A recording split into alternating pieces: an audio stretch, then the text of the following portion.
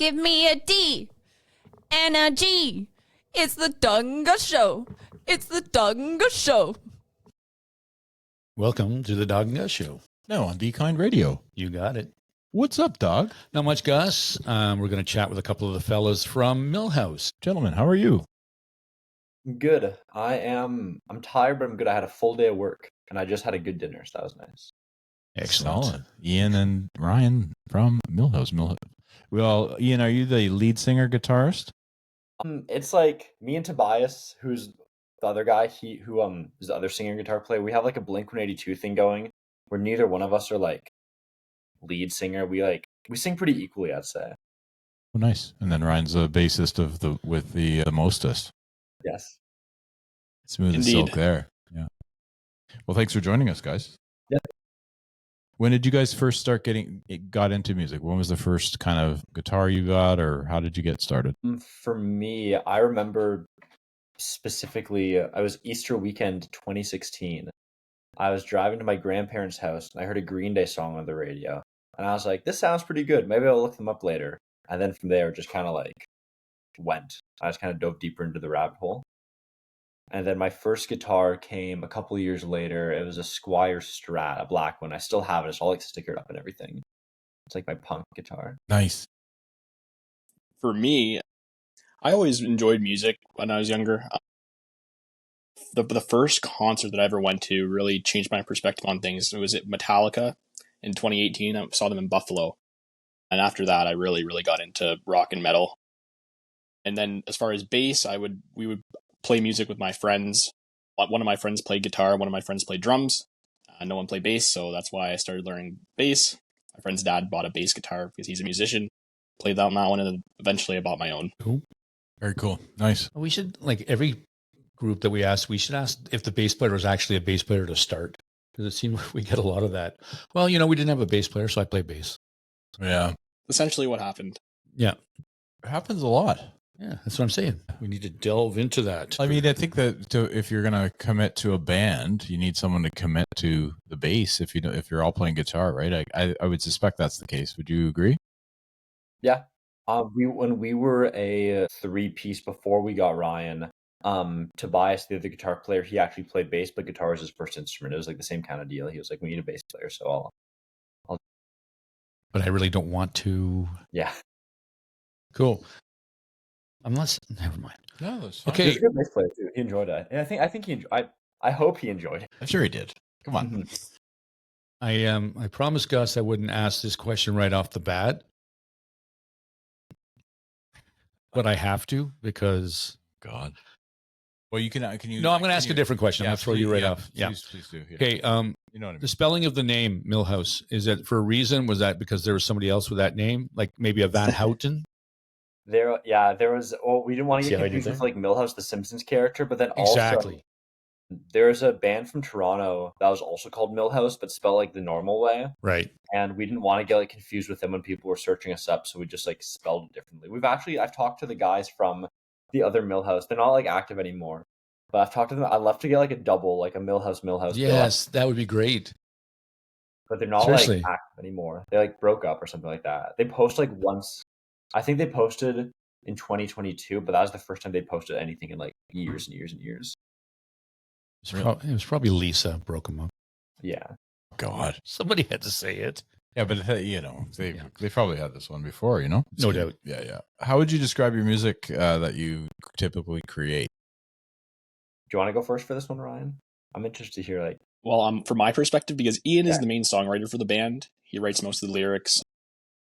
He essentially write the rhythm guitar parts, and then sometimes we add things onto them. From my perspective, it's like a early Blink sort of sound, is how I would describe it. Now, we've been working on some other side projects lately that have a little bit of a different sound, more inspired. The one guitarist, Tobias, and myself are more into metal, some heavier rock, so we have a little bit of that influence there as well. But yeah, a lot of punk, and then maybe like a slightly heavier side of things on certain songs. I think for me, my two biggest influences are Blink-182 and modern baseball. I think I really like the sound of I like the sound of both bands, but I really like the sound of Blink-182, like the very catchy, poppy, yet like thrashy and aggressive sort of sound that they have. And then I really like the introspection of like the modern baseball lyrics and kind of like the almost like stream of consciousness, like sort of flow with the modern baseball lyrics. I think that's something I really vibe with. Nice. Yeah. I was going to say, like, that's what I kind of got was a bit of that. Of what he was talking, like the two of them? The Blink-182 and I would catch Modern probably baseball. more of the Blink-182 because I have no idea who Modern Baseball are. Yeah. similar timing. It's kind of a Yeah, all around the same time? ish. Like they inter. Yeah. Yeah. Modern baseball got big. I think Blink had just like come back for their reunion tour. Like when I think Neighborhoods had just come out when like modern baseball started to kind of, so they like intersected like a little bit. Yeah. Okay. One's younger for sure. Yeah, I'm gonna check it out after we're done. I'm gonna like we always do. We fun, hear it's something. fun music actually. Yeah, So, when we hear something I don't know, I always go and check it out. Yeah, they're all modern baseball. They have like three. They're all like only half an hour long. They got 3 albums. They're all like really good, and all their EPs and stuff are really. Yeah, good. Excellent. I had a question and now it's gone. Blame the. You got something? sure. Oh no, I do. I have it. So it took a couple. I was reading up on the debut album. Took a couple years to come out. How are you feeling about it right now? I think it's good. I was listening to it on the way. We just played in Hamilton a couple days ago, and I was listening to some of the album. I listened to a different album beforehand. Then like with my rain time, I'll just listen to our album just to get into the mood. And I think it's good. I think it yeah, I think it's good. I think it definitely. There's an article that a friend wrote about us, and you can definitely hear us kind of learning how to be like a band on that album because we just become a 4-piece band and we just gotten a new drummer as well. So we like expanded our sound, and so we kind of had to start from scratch and learn how to be like, because me and Tobias always been me and Tobias, but we got Ryan and then we got Simon who plays drums, and we had to like figure out, because me and Tobias like we can play with each other no problem, but we had to figure out these like new dynamics of like, oh, there's like 2 guitars now. Like, what do we do with that? And so I think it's a very youthful album. You can hear us kind of like starting to get used to each other and starting to kind of like learn how to be a band on the album. And I think from a lyrical perspective, I'm really happy with it. I think it very much captures. I wrote a lot of those songs like a couple of years ago. Every song on that album, most of the songs on the album are like 2 or 3 years old at this point. And so I think I very accurately captured how. It sounds really vague. I very accurately captured like how I felt at the time I wrote those songs. Like, I think it definitely like I sound when I think of like 19-year-old me when I was writing that album a few years ago. I think that like perfectly captures like who I was as a person at the time and kind of the feelings that I felt as a 19-year-old at the time. Nice. That's great. I love when you can go back and like sort of analyze it a bit, you know, Yeah. and I'm sure like when you're in any art form, right? So that's cool that you kind of did that. Yeah, it's like Go ahead, reading an sorry. old journal. I think that's a good like, and as like going back and reading through like one of my old journals or something like that. I think that's a good like analogy.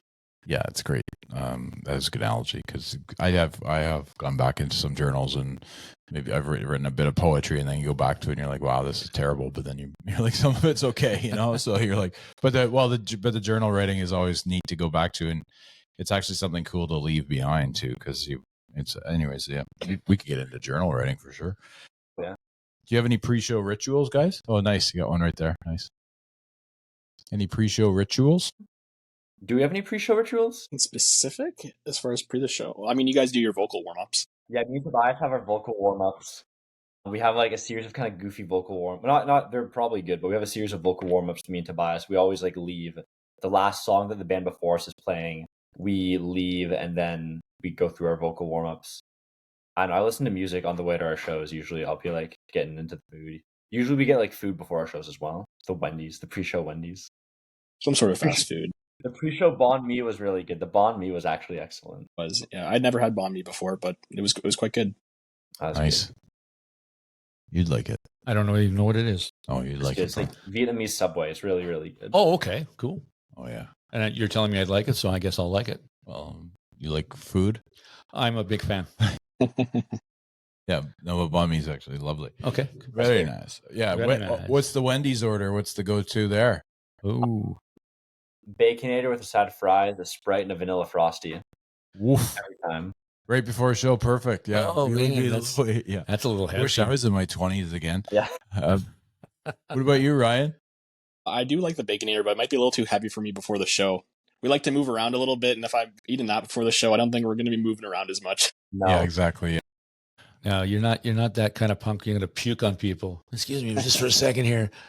Yeah, As I spew my baconator. Well, all some of over those you. famous punk bands puked for other reasons. They were just fired. Yes, well, there might The have been. heroin didn't work. I'm hoping that they don't have the same reasons. No, they're eating No, baconators.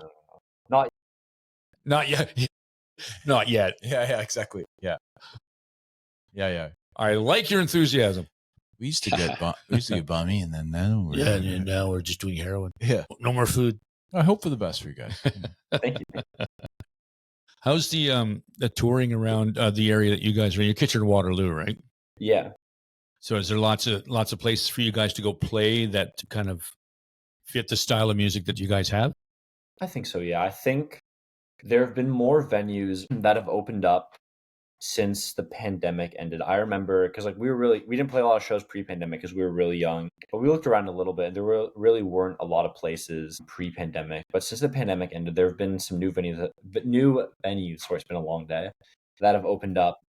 I know the Union is like a big one. That's like since that opened up, the scene's really been like popping off. Because they're like anyone can book. You just have to like message them on Instagram, and if the weekend's free, they'll give it to you.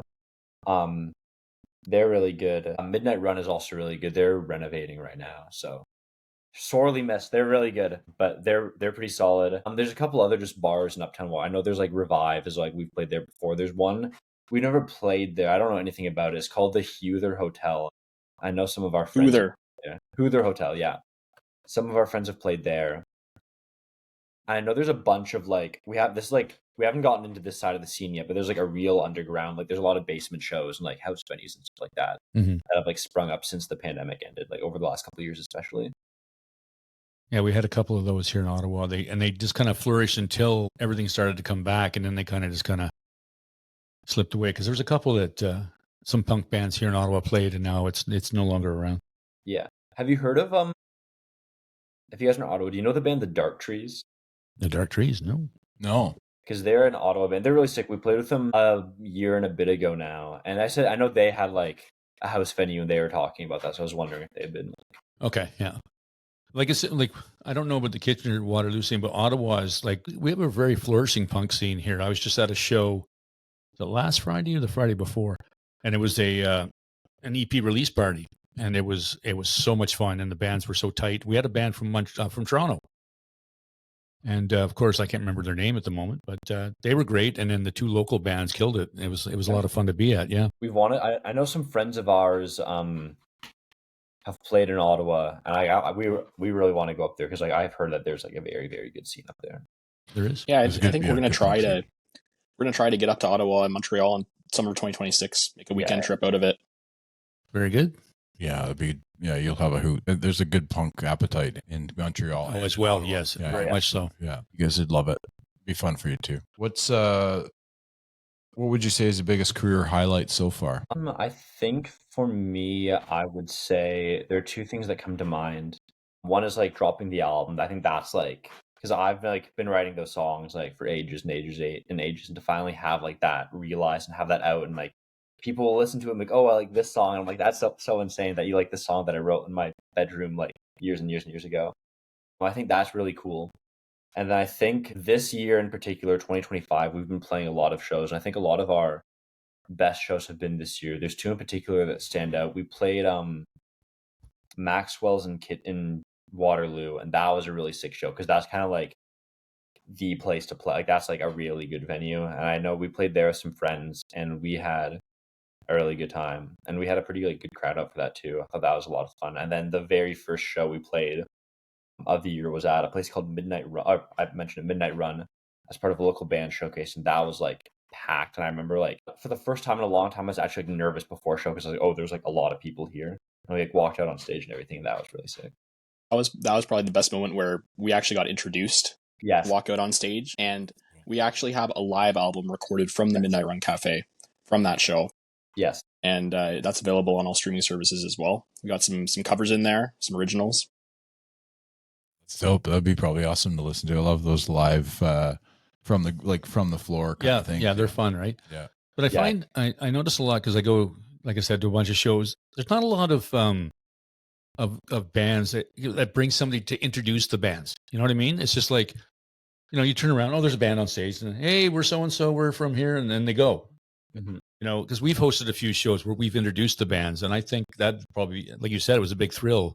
Like, welcome to the stage, Milhowse. Yeah, let's go. Hey, we're actually being interviewed right now. Just so we can do your show when you come to Ottawa if you want to. If somebody to introduce you, yeah. Well, Yeah, I mean, we can definitely talk to a few bands that would probably love to have you play with them. Yeah, that too. That too. That'd be a big help. Actually, that'd be a lot of help. Yeah, because I mean, I know it's a lot of hard. Like if you guys are going cold into a city, right? It's kind of like, Mhm. It's just like we've talked to a few bands. It's like we'd love to help. It'd be great with the new hires. Yep. Yeah. I think I've heard of them actually. I've heard the name before for sure. Yeah, they're a little bit more on the poppier side of the, but they still killer shows. I think just the fan base. They have a younger fan base, like you guys as well, right? Would fit right in for sure. Yeah, and maybe Neon Ghost House too. Yeah, Ghost House because they're a little heavier. So you guys mentioned a little bit of a heavier sound as well. So yeah, it's a big. There's lots that we could put together for sure. Maybe we should just put together the show. Yeah. Yeah. Put it on top of our list. Yeah, because we don't have enough to do. But yeah, I mean, we can definitely get that name out there. Yeah. I wrote the names down. I'll look them up. Excellent. Yeah. We really want to play in Ottawa, and like doing the Ottawa Montreal thing would be like playing out of province would be really sick. That'd be like a nice like next step because we played in Kitchener-Waterloo, and now we're trying to kind of play like outside of Kitchener-Waterloo, and then I guess the next step is like playing out of province. And then maybe out of country one day. Maybe. No maybes. No maybes. Take maybe out of your vocabulary. Yeah. On that note, where do you guys see yourself in 5 years if everything works out really perfectly? Existential. I'm in my last year of college. 5 years. Yeah. What do you think, Ryan? We have lots of musical projects that we're working on. I know we started working on our next album and producing that over the course of the next year or so. I think that we have a lot of really good tracks on there. We're actually going to start recording that in December. And then we also have another EP that's being put together right now. So lots of exciting stuff. As far as where we're going to be in 5 years, it's hard to say. Everyone's in their early to mid 20s. A lot of life changes happen in that 5 year time period. But I'd love to still be playing music. Oh yeah, for sure. I think obviously if we never like make it big or like blow up or whatever, I think it'd still be like fun to do like as a hobby, just like play shows, keep making music. I've got more songs. I've got more songs. I'm writing a third album right now, so I've got lots more songs to sing, lots more songs to put out. I think the KW music scene looks like it's kind of like it just keeps getting bigger and bigger. So I think it's really flourishing right now. And what's nice about the D-Union in particular is that it's an all ages venue. So you have people from really, really all ages, from 14 years old to their 40s and 50s at shows. Yeah. And it's really great to see that. Yeah. So I think even if we never like blow up or anything like that, I think I'd still like to. I still like to be a band. I think it'd be a lot of fun. I think to just like, I don't know, keep making music. And especially, I think it'd be interesting to see what the songs we're writing are like when we're what the progression is like. Yeah, what the song like. What am I going to be writing about when I'm like 30? I'm curious. I'm genuinely curious to see what I'll be writing about when I'm 30. Well, it just depends on what goes on in that period, right? Yeah. Maybe you start doing some film as well, and then you have music. You do some scores for your films, or you seem like a multitasking guy, and then Ryan can help you out. Like there's like, and then there's Ryan. Yeah, Ryan's very very talented. Well, you're a big jerk. You're a big jerk. Ryan brings the heat. What's that? Ryan brings the heat. Oh yeah, he's writing some songs for the band now as well. We just actually finished recording the first song that I wrote myself for the band, and I think it's a very different sound. It's quite different from anything we put out so far. I don't know how exactly would you describe the sound of this song, Ian? I'm not the person to ask because I keep saying it's like a metal song, and then everyone else in the band's like it's not metal. But there are influences. There are metal influences in the song. There's like some pop punk influences. Yeah, it's like post punk. I'd say it's kind of like, I don't know. I'd say it's like just post punk alternative rock, something like that. Nice. There's probably some niche like genre we can find for it, but it's like, yeah.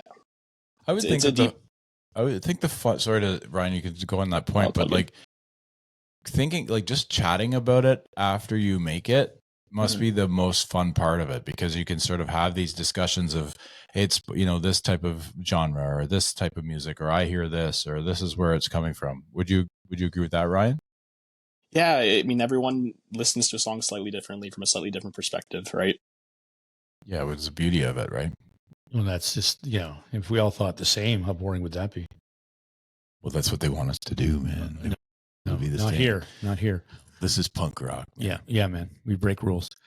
Do you guys ever have anybody come up to you after a show and go, man, you guys weren't what I expected? First thing we do as a human, we look at you guys, not punk. You know what I mean? And then you come out and you have that punk flavor and you're like, whoa, that kind of surprised me. You ever have anybody say anything like that to you? Yeah, I think I remember when we first started playing shows, I'd like invite my friends out and they'd show up and they'd be like, "Oh, you're actually good." And I'd be like, "Yeah." Thanks, I think pal. that's my favorite. That's my favorite response is what people who like. I think people take us more seriously now, but when we were first starting, I'd tell my friends, "Oh, come see us!" Like, we're playing, and they're okay. I will go see Ian's band, just support him, whatever. And they're like, "Oh, you're actually like good," and I'm like, "Yeah, man." And thanks. Yeah. I think that's probably the closest thing. I think generally, like we say we're a pop punk band, so I think people kind of expect a certain sound. But I think that's been like my favorite. That's been kind of the closest reaction to what you were kind of talking about. They're like surprised, like, oh, they're actually like good at what they do. Well, see, that doesn't surprise us anymore because we've interviewed a lot of people, and young doesn't matter. Because like we've interviewed some bands that are like almost not old enough to be in a bar. And they're fantastic. You know what I mean? It's like you can't go with that generalization anymore. It's true. Very true. And there's some that are older that are still excellent. The I have an interesting question as a film student. Like, what's the best soundtrack for any film ever? My immediate answer would probably be Goodfellas. I think Scorsese uses the music in that very well, and it reflects. The music he uses like reflects the themes in the movie and kind of reflects even what's like happening on screen. Because I know the first song is called like Rags to Riches, and like it plays over like you see Henry Hill like kind of like he comes from like a family where it's like they're poor, they don't really have anything, and that song is playing as we see him get more involved in the mafia and like seduced by the lifestyle. And then when he starts to kind of go off like the deep and he starts like what's he do? He's like dealing coke and like cheating on his wife. What's the song? Gimme Shelter by the Rolling Stones are playing. And that song talks about like an oncoming storm and like war and all sorts of stuff as like Henry Hill's life is kind of like going off the rails. He's making all these bad decisions. And then at the end of the movie, they play Sid Vicious's cover of My Way by Frank Sinatra, which is a really good like way to end that movie. And considering what happens to Henry Hill and his attitude towards it at the end of the movie, that's a very like fitting note to end the movie on, I think. But that's also just my favorite movie, so I'm a biased. But I think that's a phenomenal answer. Yep. Really is. I like it a lot. Ryan, what do you think? Boy, I'm not a soundtrack movie person, I will say, but I do like Star Wars. I love that. I love John Williams and the work that he did. A New Hope? No, this is I think the older stuff. That's the older one. A New Hope. Yeah. Well, I mean, Pulp Fiction's pretty good too. What was I had one here that I was thinking of, and it's underrated because I like British. I love British movies. So Trainspotting's. Trainspotting's a great soundtrack. Yeah, that soundtrack's really good. Lust for Life. I've only seen the opening. I haven't seen Trainspotting yet, but I've seen the opening scene with like Lust for Life. That's like. Well, Iggy. I mean, you can't go wrong with putting Iggy in a movie. Yeah, that's really good. I was like running. Oh, it's so good. I need to watch it.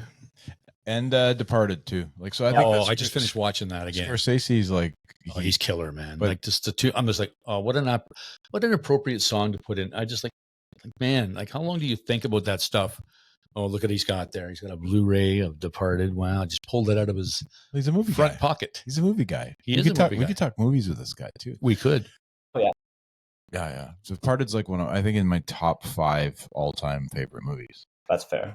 Yeah, I just watched it. Yeah, I just finished. Like, it took me a few days to watch it, but yeah, my buddy Murph, Murph, he's like he ruined it for me. I'm like Murph, I've already seen the movies. You're not ruining anything by telling me that so and so doesn't make it. Good old Murph. It's funny he brings up Murph. Nobody knows who Murph is except for the two of us that are in this room. But it's great that he brings it because Murph really like says that he's the third member of this podcast, yet he's never been on or ever spoken. So it's interesting. He refuses to. I said, well, come on and talk with us and ask some questions. He's like, no. How's our podcast doing? It's like, You've never been on it, bro. What's the best advice someone gave you when you were starting out as a musician? I don't know. I actually don't know. We haven't really gotten. This is gonna sound cocky, but we haven't really gotten much advice. We've just kind of figured it out. I think my dad was telling me one time, he was like, even if you don't like succeed as a musician, you learned a lot of like transferable skills, like leadership and like organizing things and like reaching out to people. I think that's what comes to mind first of all, is like being in this band has also helped me like grow as a person because of that, because of like what my dad pointed out. It's like, oh, like you're also learning, like you're playing music, but you're also learning like people skills, you're learning networking, you're learning how to like reach out to places, you're learning how to like organize like a group of people for something. So those are all very like useful skills to have, just like in life in general. Totally. I think that like changed my perspective on things.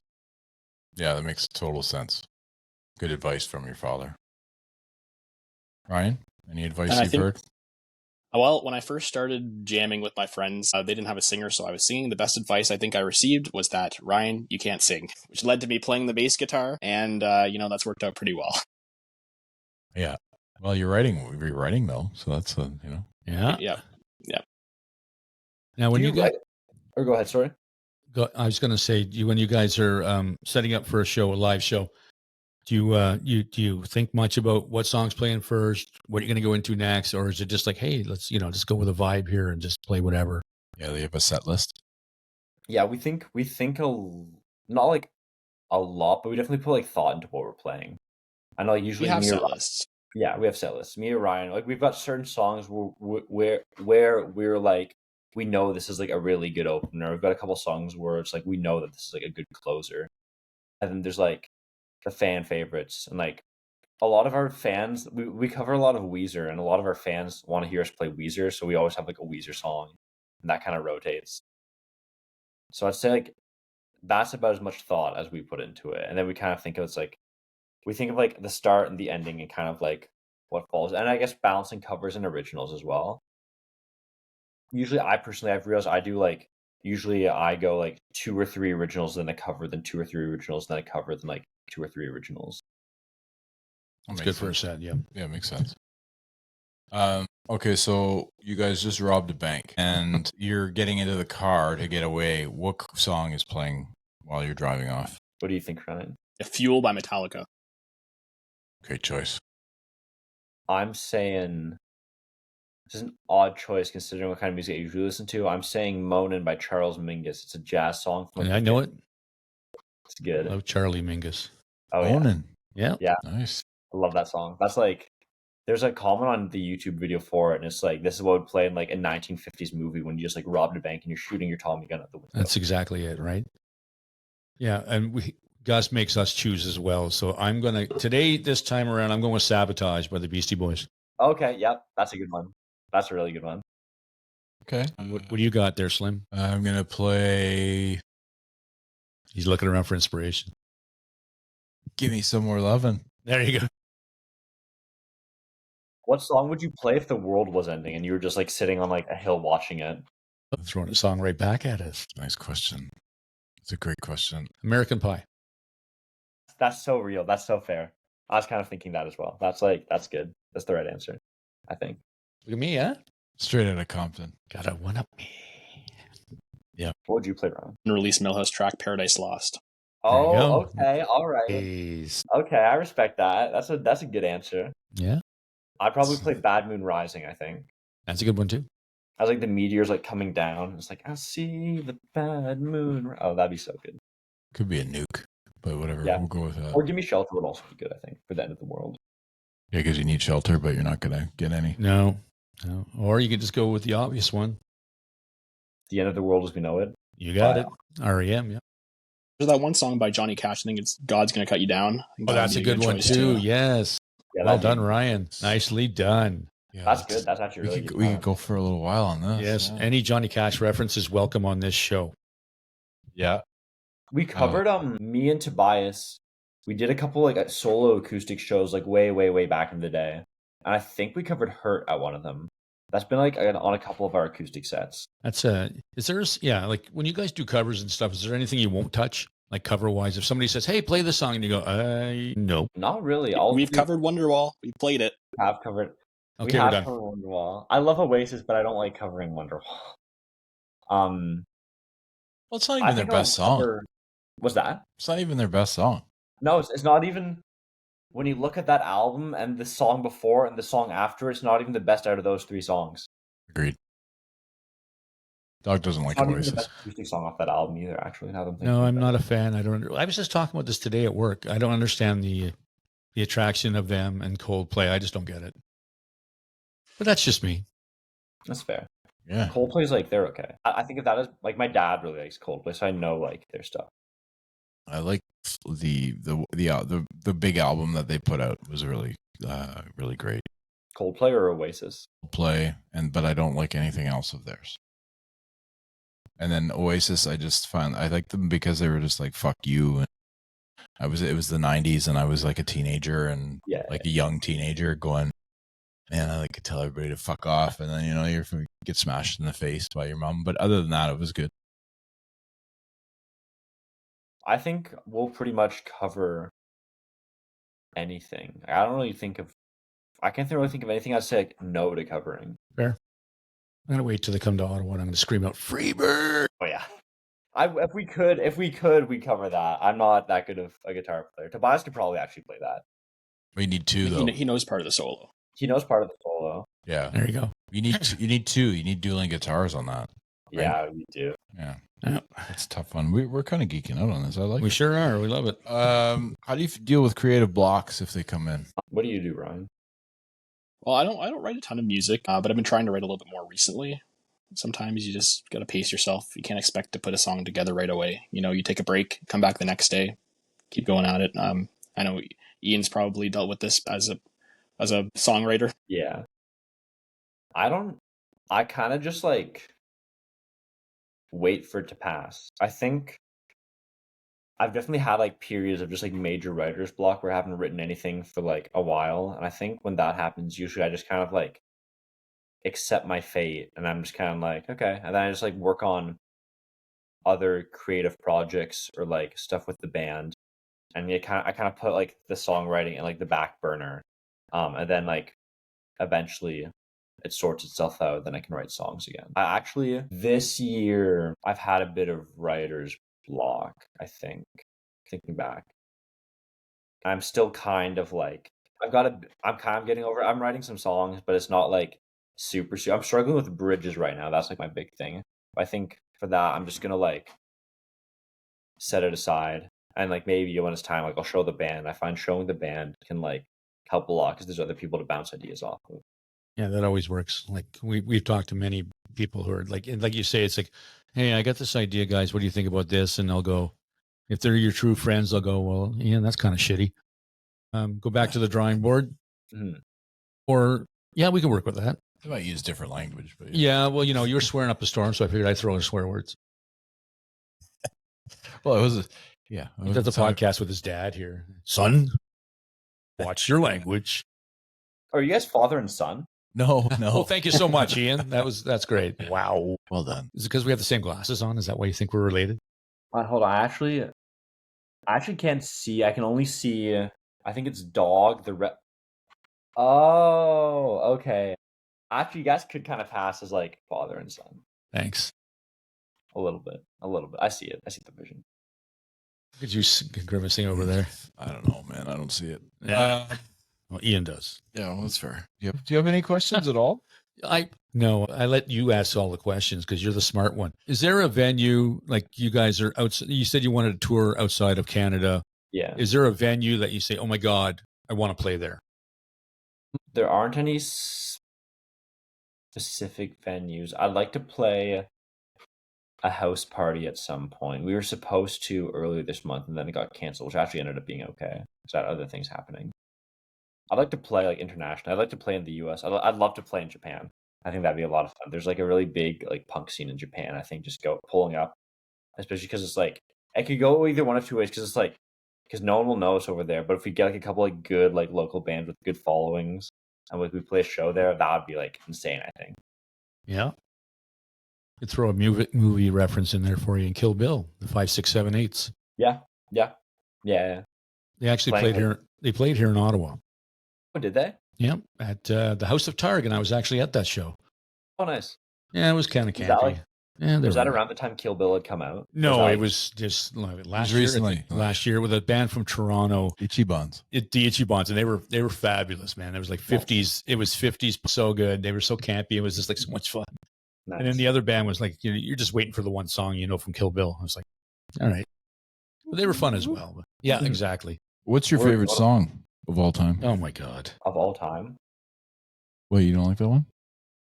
it's a hard one to answer. I know.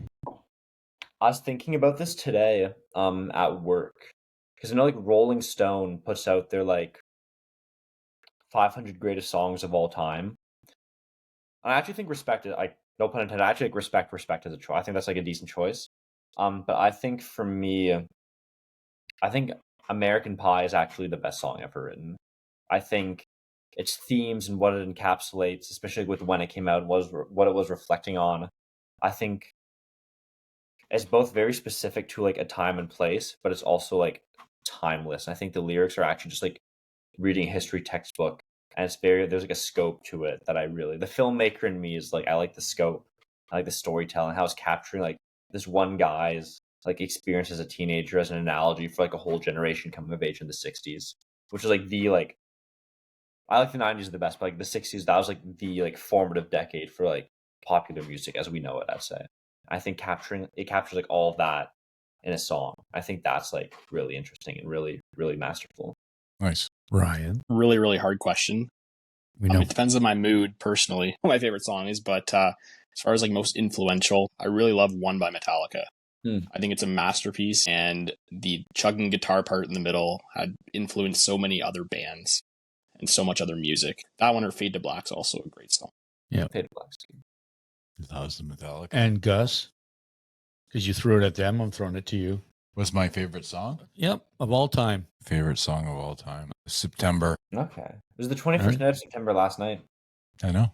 Yeah. All right. My daughters, I have twin daughters, their birthday September 21st. So, and I Nice. play, yeah. So I play that song every morning, that their birthday. It's your birthday. Yeah. You? Me? I go with my. It's always go back to Steve Earle, My Old Friend the Blues. Yeah, fair.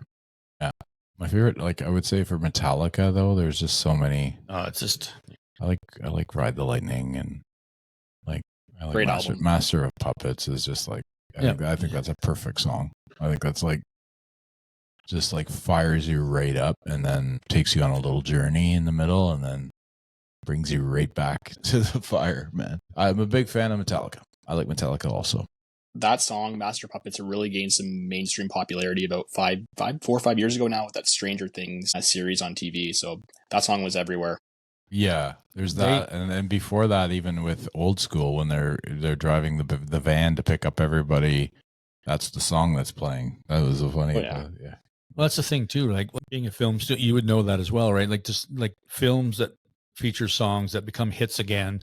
Mhm. Stranger Things, like the '80s, revamped a lot of songs from the '80s, revitalized Kate Bush's career with the one song. Yeah. It went back to Yeah. number one. You know what? And it's just crazy. Like it's just like, you pick these songs, and the younger generations, speaking as an older generation, they pick this stuff up and they're like, hey man, this is really good music. And we're like, we know. You're welcome. And it's like, Because you had such a big part of that. I did. It was very much all me. Yeah. They asked Dog first, and they was like, Stranger Things called him and was like, "Can you put together a playlist for us?" Yeah, sure. I've never seen an episode. Oh no, Nope. pretty good show. That's pretty good. What do you think makes your music unique? That's a good question. That's actually a really good question. Like, I think. What do you think, Ryan? I need to think about this. Passing this off to me. Yeah. I'm passing it off to you. Back in the bus over Ryan. Let's go, Ryan. Give us an answer. Ryan's got a good answer. He does. I know he does. What makes our music unique? Well, you really hear about all the personal struggles that Ian has gone through in his lyrics. I mean, I guess there are other people can relate. But yeah, there's a very personal aspect of all of the songs, which not all bands have. Yeah. And when you actually look into the lyrics of the song, there's like a sort of like a storyline with our album and then our upcoming album. And I think that makes us a little bit unique. Yeah. I think I've said this in jest before, but I think it's actually like true. We're like nothing if not sincere. Like I think everything that I'm singing about, even if it's like there's like a fictional story crafted around it, like the emotions and everything that I'm singing about are things that I've like actually felt and like or like things I've actually done. I think obviously that's like there are other bands that have done that, but I think that's like true of almost all of our songs. I think all of our songs are about something I've either like felt or thought or gone through. Um yeah, I think me and Tobias's voices are kind of unique and they like blend together really well. I think obviously there's bands that like harmonize and stuff. But I think in particular, like, I think in particular Tobias's voice. I've never heard a voice like Tobias's. I've heard there's a couple voices that sound. There are a couple singers that sound kind of like me. But I think that's also like interesting. That adds to the whole like sincerity aspect, where it's like we're singing our own songs that we wrote about the things that we went through, and you can really like we really really mean it. Good answer. Fair. Great answers. When you're up on the stage and you're talking to the audience, I've gone to a lot of stuff on Elgin Street and Ottawa and the Spark Street Mall where they have this thing called the Shed, where they feature artists every week, 2 days a week, Thursdays and Tuesdays. And it's always the artists, they're playing their local artists, and they're playing something and people will stop and they'll listen. And then they'll play something else. And they're like, would you like to hear an original or would you like to hear a cover? And what are you guys getting out of, like, are you getting more people asking for your original stuff or do they want to hear covers? I think, I mean, like I said, like people like our Weezer covers. That's kind of like our whole thing right now. We did an interview a while back. I mentioned because I really like Weezer, and I was like talking about it very animatedly and excitedly. I think that kind of became like a meme in the Kitchener music community. It was like, oh, it's the Weezer band. So I think people like to come and see us play Weezer, and it's like fun and everything. But I think we are getting more people who like our original songs. I've talked to a couple of our fans, and they're like, "Oh, I'm glad you played that tonight." Or like, "Oh, like I'm glad, I'm excited to hear the song live." So I think we're evening out a little bit. I think our Weezer covers are probably still surpass our originals a little bit, but I think, yeah, because like everyone wants to hear, like when we play Weezer, like everyone goes crazy. That and Your Graduation by Modern Baseball, people really like that one as well. Those are like the two that are like any of our Weezer covers in the Modern Baseball song. But I think we're getting more people who like our originals now, and I'll see people like singing along to it and stuff like that, which is really when we play those local shows, we have a lot of people that want to hear us play those originals. When we play out of town, more people want to hear the covers just simply because they don't know the original songs. Yeah, that's a good Fair. assessment. That's fair. Very fair. That's another question that I like to ask, especially writers like yourself. It's a question you ask a lot of singer-songwriters. What gives you a bigger high or bigger rush? Somebody recording one of your songs that you've written, or playing a song to an audience and them singing it back to you? I'm having the audience sing it back. I'm like a little old-fashioned. I like when we go to shows, like I don't record the bands at all. I'm just very much like in the moment, and like obviously I appreciate our fans recording us and everything like that. But I think it's really cool if everyone's just like locked right in and they're just like singing the song back. And I think that's really cool because it's also this really surreal feeling of like, oh, I wrote something that affected these people enough that they listened to the song over and over again, enough to memorize it, and now they're singing it back to me. I think that for me is like the ultimate high. I think we've had that a couple times, I think. Or even like I'll just see like individual people singing the crap. I think that's always like really, really cool for me, especially as like the main writer for the band. It's like I wrote this and like you cared about this enough or like affected you enough that you like listened to it over and over again enough to memorize the lyrics, and then you came to see us and then you're singing it too. I think that's actually like really interesting. I think that's really cool to think about. I had someone draw a caricature of our band, one of our fans, Yeah, about half a year ago now, and that was a pretty special moment.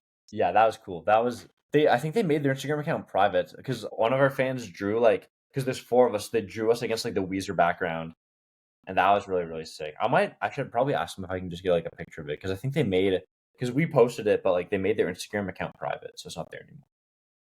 But maybe I'll find them and ask them about it, because that was really neat. That was really cool. That is cool.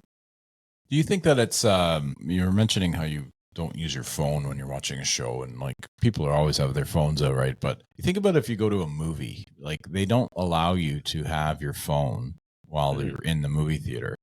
Do you think it should be the same sort of rule when you're watching a live show to not bring a phone? Or why do you think there's a difference? I don't know. I think because on the one hand, like I'd love like genuinely if like there's a show where like nobody took any videos of us and they were just like locked right in and they were singing along like every word and they're fully engaged, that would be really cool and that would be preferable to have like a bunch of people record. But on the other hand, as like a small band, people recording like does help us, and if they post us, like their friends see it. I think for live shows, it's allowed because it's not as disruptive as it is in movie theaters. I feel like with movie theaters, like you're all in this dark room to pay attention to like this thing, and then if someone turns on their phone, it's like visible for everyone in the theater. Whereas like music venues are a little more interactive and it's a bit more of a social, like you're there for the music but you're also like there with your friends, you're there to like have a good time, mosh, that sort of thing. So I think it's a bit more of a social setting. I don't think it's as disruptive at a live show unless someone's like, I don't know, playing like loud music out of their phone during a quieter song. I think that'd be my answer. It's kind of a word vomit, but like that'd be it. Yeah. A word vomit. What do you think, Ryan? Any Oh, thoughts? I agree with Ian. It is nice having some videos to post online afterwards, but sometimes we do get camera people, like photographers, to come out to our shows and take photos of us. So if we do have photographers, then there's really not as much of a need for people to take those videos, and we want to see people enjoying the show regardless. Some people enjoy recording things on their phone and watching them back. Yeah. I get like it is like if some like random person comes to see us and they like record us and then post it, like that is like, I mean, it's free publicity, so I can't complain because like their friends are seeing it, so it's like they might follow us. But yeah, I'm very old school. I don't like. Interesting. Well, it's not a bad thing. No, it's not. It's a very good thing. Yeah, they're pretty very good. They're very addictive. Oh, for sure. Yeah. You're aside from Weezer and Blink 182, you're hosting. You guys are building a 3-day festival. Who are your headliners? System of a Down. Other than that? I took those two out of the mix, man. Nice. I like that. That's a good one. Who are you putting, Ryan? Definitely We know. System of a Down, nice. System of Did you Down. see them? I mean, Did I've you go never see them? seen them. They played in Toronto about 2 or 3 weeks ago now, I Yeah. believe. Yeah, Unfortunately, I wasn't able to go see them, but I heard they were really good. No doubt. All right, so we got System We of a were, Down. Yeah, we were driving to the show the other day and we were playing some System of a Down. It was pretty Solid. great. Solid. I put Fall Out Boy. I think Fall Out Boy is. I think they're like still like good live, but I also really like. I really like their music, but then they're also like still like good live. Like they still sound good when they play live. They still put on a good show. All right, so we got two. Who's your third? Who's the third round? I would say Metallica, but I'll actually leave it up to you to come up with a third one. In this alternate universe, Modern Baseball came back, and I'm putting Modern Baseball on. 'cause There you I go. want to see it live. There's no limitations. You can bring back anybody you like. Dead or alive? Yeah. Just for one more festival. Elvis. Look at the Jimmy. sky. Nirvana. Well, I saw them. Saw them. I I saw don't, them. I don't like Nirvana that much, but seeing Saw them. Nirvana live would be pretty cool. Yeah, it would be cool. I'd love to see Jimi Hendrix if there's anyone I could bring back. Yeah, that's one of my two. And then the Beatles. There you go. I'll go Zeppelin, Damn. and then I'm gonna take a right turn. JC, the only JC that matters, Johnny Cash. Just throw in another country legend, Merle Haggard. It's a random group. Right? Johnny Put Zeppelin Cash, right in Merle the middle. Haggard. Welcome, Led Zeppelin. Led Zeppelin. Yeah. I think that would be fire. Yeah, it would be fine. What? Okay, so we ask everybody the same question on our show at the end. There's 2 decades of music that we compare. So the 80s or the 90s. Of those 2 decades of music, which one are you picking? I already know. 90s. I already know I'm what Ian's 100% saying. the 90s. Oh, 100% the 90s for me as well. 100%. Damn. Absolutely. Now, Damn, that was Metallica did put out quick. some good albums in the 80s. I'd say I love the grunge. I love grunge. I love some of that mid 90s. And then you got your punk coming in the late 90s as well. Oh yeah, absolutely. Because my 2 favorite albums of all time are Enema of the State by Blink-182 and Pinkerton by Weezer, and they're both from the 90s. That's like Fair? easy, That's fair. easy decision. Yeah, I'm gracious that's okay. in my losing once again. They weren't even born in the 90s. So it's okay. Well, I know. Good. That's true. Actually, we weren't born in the 90s. Well, it's funny sometimes. Like you don't like to assume that people are, it's where kind of where your influences come from, what your parents listen to and stuff. We joke about it a lot. Gus is more the 90s guy, and I'm, of course, the 80s guy, but I also love a lot of the stuff out of the 90s as well. I'm gonna Wu-Tang Clan. That's who I want on one of my nights. Fair, Yeah. fair. Nice. I thought you were going to go with Tribe. I'll try. Oh yeah, Tribe would fuck. be nice. Tribe. But yeah, They can be one of your your secondary. well, Tribe will open for Wu-Tang. Okay, fair. Okay. It's hard to say because they're I both. see the they're vision. I both think that's good. I can get behind that. That's pretty yeah, good. yeah, fair. And that's where your '90s come in. '90s hip hop for me was always the best, and then I obviously grew up with the grunge too. And yeah, I you know what, I liked Blink, but I was never like I was not like all in with the Blink. That's fair. You know, Well, they were there. Like they were just like they were putting out so much, and their videos were fun to watch. And that was a big thing that pulled a lot of people in. I think was because they use a lot of humor in their videos and stuff. It was a lot of fun. Just to watch the video and not even think about the what they're playing. I didn't like Travis. No, I still kind of don't. It was like he's kind of the black sheep of the band. I feel like he was always kind of like, because Mark and Tom seemed like they were very like skaters from California. yeah. And Travis, I associate Travis more with like rap. Weirdly, I feel like he gives more of like a rapper vibe. Really, eh? Yeah, I just think that I found that he was just always so much in the forefront. Maybe they were doing that on purpose, but the other two, they were kind of just anyway. They were fun. They were great. Like it was fun to listen to and watch the videos, of course. But it was just more. I don't know. It just kind of gave me a bad vibe, maybe because of Maybe you didn't like all his tattoos. That's not true. I don't give a shit about that. I just like stirring. I had Soundgarden to choose. Like I could have gone or Alice in Chains or so I'm not going to Blink, man. Oh, fair. It's just me. It's personal. It's a personal thing. And it's nothing against these guys. They're awesome. But I'm just saying. Yeah. So they're never going to come on the show now. Oh, well, they've already had. Blink won't? Yeah, Blink won't come on our show because we're dissing them. Maybe they should clear it up. Maybe they could say, maybe if they answer Gus, like, I don't understand. Travis is a nice guy. Yeah, we would have quit, stalking him. Maybe. Fair. Yeah, fair. And he survived that airplane crash. What's the most like out of left field artist you listen? I've been on this like recently. What's the artist that you listen to that people would be like surprised that you like them? Funny you say that. Go ahead, dear Gus. I got to find something. Just give me a second. Artist that I like that would be out of left field. I got mine. Go ahead. Louis Prima and his orchestra. Oh, okay. Yeah. I use it as my alarm right now. Nice. Yeah. It's fun. Just pull one up here just for random. Can't even hear it. Can't even hear it, buddy. Yeah, sorry, man. But that's, And it's funny that I was turned on to the hymn from a young person I used to work with when I worked in the group homes. She put it on one night dancing around the kitchen, doing the dishes and stuff. I'm like, this is brilliant. I would say Rafa. Rafa is kind of what I've been into lately, and it's kind of a random one. There you go. Like sort of like Caribbean funk music, Yeah. I mean, other than that, I listen to some weird country music sometimes too. But yeah, no, I'm pretty. I definitely have my tastes and maybe I don't know. I can't really think of anything else. You like the Clash. I listen to people love the Clash, and I love the Clash. And then I don't know. It just I have such a large appetite for music that I'll listen to anything really, and it's sort of I think people get that for me for sure. I'll listen to most of the song and then I'll skip it. Right? Yeah, we can't get through a whole song on our drives together. That's not true. We went to Montreal. We went to Montreal about a year and a half ago, and he played almost a 2-hour drive, and I don't think I heard one song completely. Wow! Oh my gosh! That's So with you guys with the debut album, did you guys get hard copies made? Did you go that route, or is it just up on the streamers? We got a bunch of CDs made that we're selling at our shows. Nice. We're big fans of CDs. I love that. Yeah. We like the tangible. Open it up. Yes. Hey, look at this. Yeah, and something for people to sign too, right? Yeah. Physical media. I'm being in film. I'm like a big DVD guy, so I'm like that's kind of translated into like I'm also like a big CD guy. Yep. Nice. I hear that. Where can people find your music and keep up with what's next?